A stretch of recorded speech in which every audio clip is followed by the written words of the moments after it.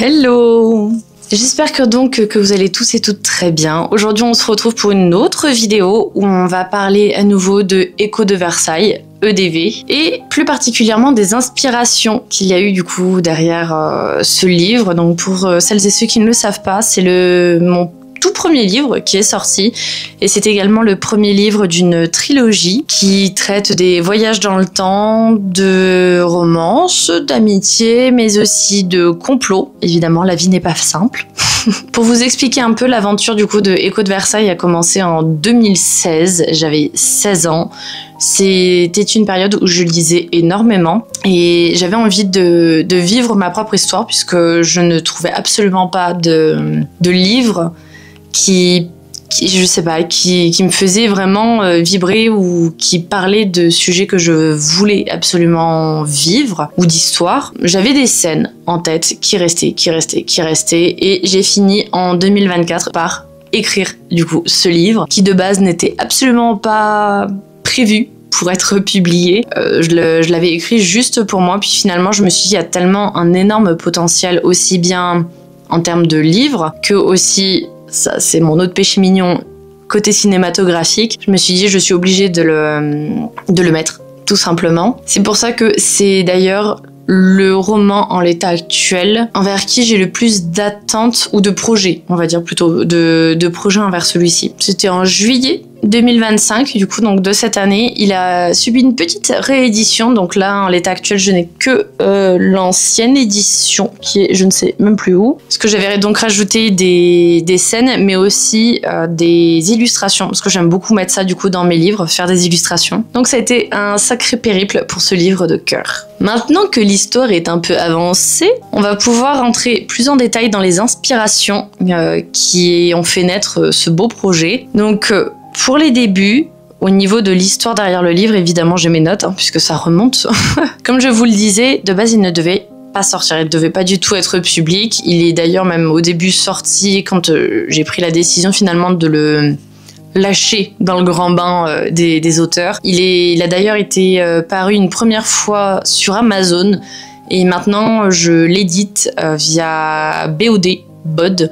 Donc c'est là où vous pouvez le trouver, enfin vous pouvez le trouver aussi sur les plateformes comme Fnac, Cultura, etc. Juste la Fnac, j'ai pas eu une bonne expérience avec eux au niveau de la commande.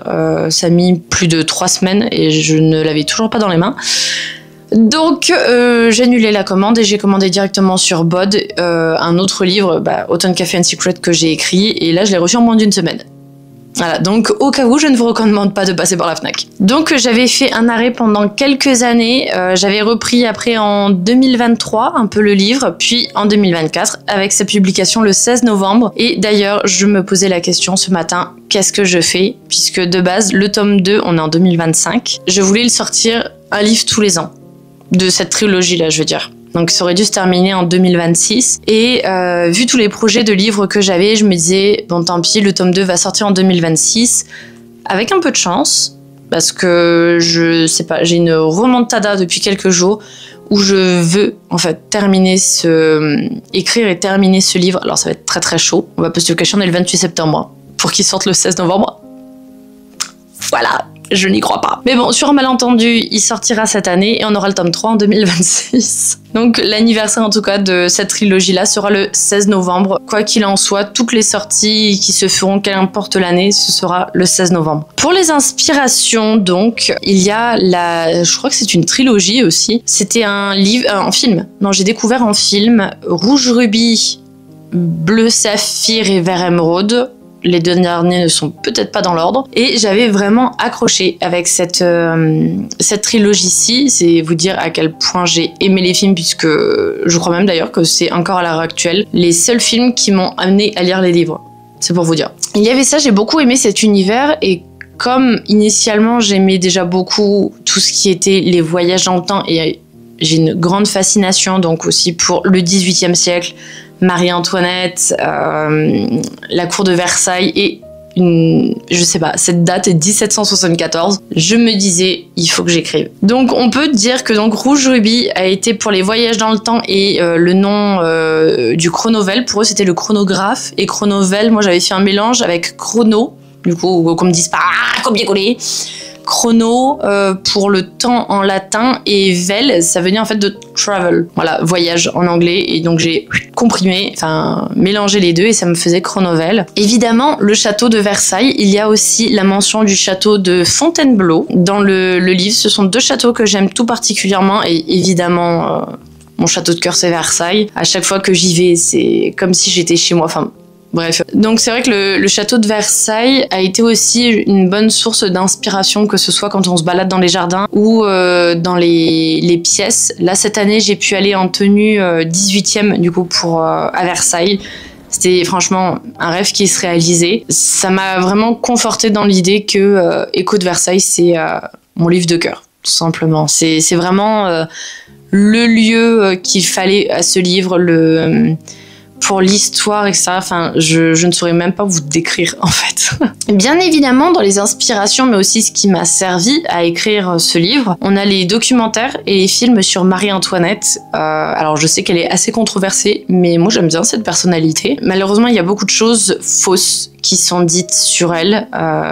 Merci à Voltaire. Et dans ce livre, je voulais en même temps pouvoir rétablir quelques vérités. Par exemple, l'histoire de la brioche, elle n'a jamais dit ça. L'affaire du collier, par exemple. Alors, au niveau de l'histoire dans Écho de Versailles, on n'en est pas du tout là, puisque 1774, c'est son arrivée à proprement parler en France. Elle est encore dauphine, d'ailleurs. Mais c'est juste que j'ai choisi cette date-là, d'ailleurs, puisque dans l'histoire, histoire avec un grand H, Louis XV décède en 1774, et donc il y a un peu la passation de pouvoir à son petit-fils, donc Louis XVI, et Marie-Antoinette, qui est donc la dauphine de France, bien que leur couronnement soit en 75.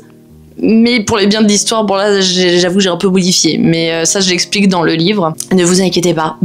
On y voit, forcément, j'ai surtout après parlé, évidemment, de sa rencontre avec Axel de Fersen, avec Polignac, Madame de Lamballe, enfin la princesse de Lamballe. Il y a beaucoup d'éléments comme ça et de personnages historiques que je tenais à mettre dedans, mais aussi qui sont des parts obligatoires à mettre dans le livre quand on traite de ce sujet-ci. Donc les documentaires, notamment Secrets d'Histoire, je vous l'avoue, je les dévore. Même encore maintenant, pas forcément sur Marie-Antoinette, mais je les dévore. Ils ont fait toute mon enfance. Dans les autres inspirations, il y avait les rêves aussi que je faisais. Je fonctionne beaucoup comme ça dans mes livres. C'est soit avec de la musique, les rêves. Des fois, ça peut être seulement juste, je vois quelque chose et bam, j'ai une scène qui me vient, je me dis oh, ça, il y a du potentiel pour un livre. Donc là, à ce moment-là, je faisais des rêves sur le 18e siècle. Alors, pas des rêves lucides, mais des rêves conscients, vous savez, avant de vous endormir. J'aimais bien me faire... vu que j'avais des problèmes pour m'endormir, j'aimais bien me faire des scénarios justement et entrer dans cette histoire-là de qu'est-ce qui pouvait être mis, les aventures avec André, qu'est-ce qu'il pouvait rencontrer, etc. J'avais 16 ans à ce moment-là, donc bien évidemment, il y a beaucoup de choses qui ont changé depuis. Dans les rêves, des scènes qui ont évolué avec le vécu, etc. C'est une bonne grande part. Enfin, je sais que le final de ce livre, Écho de Versailles, j'ai pas trop envie de spoiler, mais à un moment, Elisabeth, à la fin, fait un acte qui aurait pu presque lui coûter la vie. Et cette scène-là, je l'ai depuis 2016. Donc c'est pour vous dire, ça date. Donc ça, c'est vraiment la plus grosse partie. Il y a aussi, bien évidemment, mon animé de cœur, et je pense ça à vie, c'est Lady Oscar. Donc peut-être qu'il y en a ici qui connaissent, c'est fort probable, puisque c'est assez connu. L'autre nom de Lady Oscar, c'est La Rose de Versailles. Et ça, c'est pareil, c'est via chez mes grands-parents paternels. J'ai énormément de choses, de toute façon, qui découlent d'eux, qui m'ont fait découvrir cet animé-là, et j'ai tout bonnement eu le coup de foudre pour cet animé. J'aime me le refaire peut-être au moins une fois par an, et l'histoire est vraiment waouh, impressionnante. Ça se passe pareil à Versailles avec en 1774. André, le prénom de André ne vient pas de nulle part. C'est que André dans Lady Oscar, c'est un personnage qui pour moi a énormément compté aussi, et on va pas se le cacher, c'était mon crush quand j'étais plus jeune. Donc forcément brun aux yeux verts, voilà. Je me devais de le mettre dedans. Elisabeth, d'ailleurs, petit aparté, le prénom Alors c'est assez ironique, ça, on y croit pas, je suis pas là pour convaincre qui que ce soit. Ceux qui me suivent depuis un moment savent que voilà, je parle des capacités, etc. Par exemple paranormal, vie intérieure, etc. Et j'avais toujours ce prénom-là pour une vie intérieure que j'aurais vécue, qui était Elisabeth de... Ah, ça y est, j'ai plus. C'est Elisabeth de Mont quelque chose. Et bon, de toute façon, j'ai fait recherche. Cette femme a existé, mais au Moyen-Âge. Sauf que moi, je la cherchais en 18e. Donc, mais donc, Elisabeth vient de là. C'est une sorte de flash où, voilà, d'une potentielle vie antérieure. Et André de La Rose de Versailles. Je m'inspirais après, pour le coup, des personnages. Enfin, pas des personnages, mais pour leur caractère. Je m'inspirais pas mal aussi de... Je pense que ça doit être de certaines lectures que j'ai dû faire. Puisqu'en général, les hommes, dans mes livres, j'aime bien les rendre un peu distants. Enfin, j'aime beaucoup tout ce qui est un peu enemy to lovers, etc. Et pourtant, j'en ai pas lu tant que ça, je crois, dans ce style-là. Mais bon, écoutez... je sais pas. J'ai dû m'inspirer sûrement de certaines lectures que j'ai dû faire pour ça, pour le caractère de André, tout simplement pour après le caractère de Elisabeth, ou même, ça peut faire peut-être mégalo, mais le caractère et l'apparence de Elisabeth, vu qu'il n'était pas de base ce livre destiné à être publié et que c'était pour moi vivre l'histoire, en fait je me suis tout bonnement décrite, aussi bien physiquement qu'au niveau du caractère, de la façon de penser. Et c'est d'ailleurs quelque chose que j'aime bien faire quand même dans mes livres, puisqu'avant tout les livres je les écris pour moi. Et même si j'essaie d'un peu changer des fois les caractères pour voilà, créer un peu de diversité quand même à force dans les livres, il y a quand même une bonne part qui reste de mon caractère. Puisque je vis en fait les histoires avec mes personnages. Et donc Elisabeth, tout simplement, si vous cherchez, bah vous l'avez devant.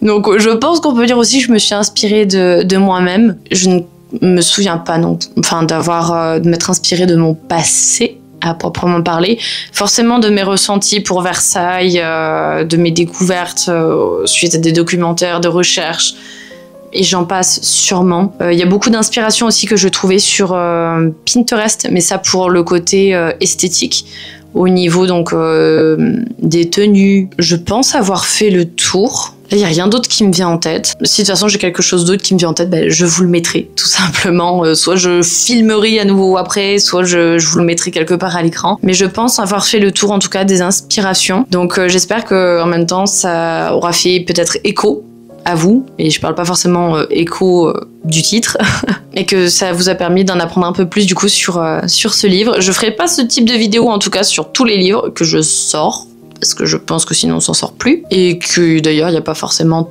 tant à en parler que ça, ou alors ça sera en format short. Mais celle-ci, ouais, pour Écho de Versailles, voilà, je comptais en tout cas en faire une vidéo, parce que c'est un projet qui me tient à cœur. Donc si cette vidéo-là vous a plu, bah, n'hésitez pas à liker, commenter et vous abonner pour ne rien louper. Ça fait toujours plaisir, ça aide et ça soutient, on va pas se le cacher. Ça aide aussi peut-être à me faire découvrir par d'autres personnes qui ne me connaissent pas du tout, qui ne connaissent pas du tout mon univers. Puis je vous dis bye bye.